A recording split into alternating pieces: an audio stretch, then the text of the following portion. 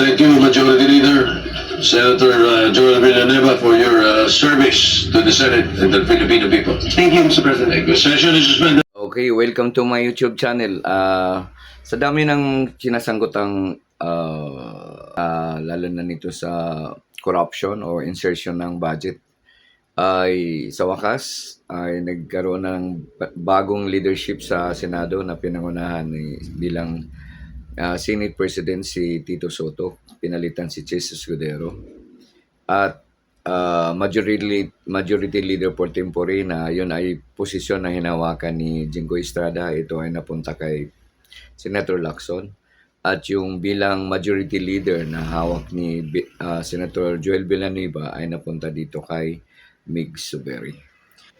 Okay, so inaasahan natin na sa leadership nila Tito Soto na sila ay talagang bago naman sila napili na sa posisyon nila ngayon nung pag mag-umpisa itong 20th Congress,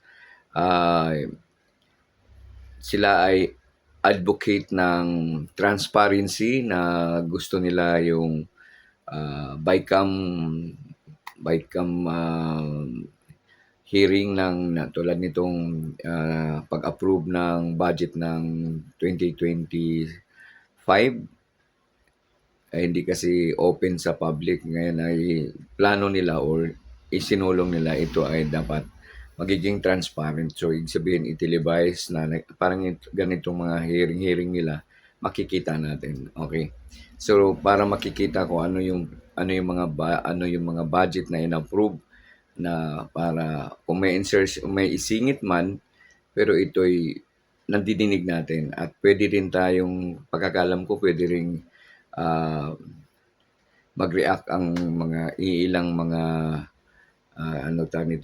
iilang mga concerned citizen, Okay, yun lang ang i-share ko.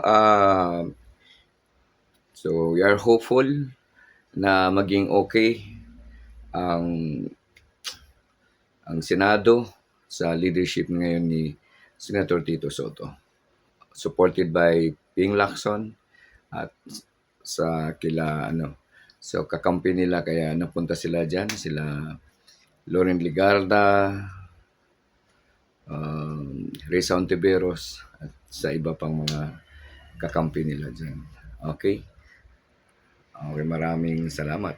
So abangan natin ang susunod na mga pangyayari na under sa leadership ni now Senate President Tito Soto. Okay, maraming salamat sa pagsubaybay.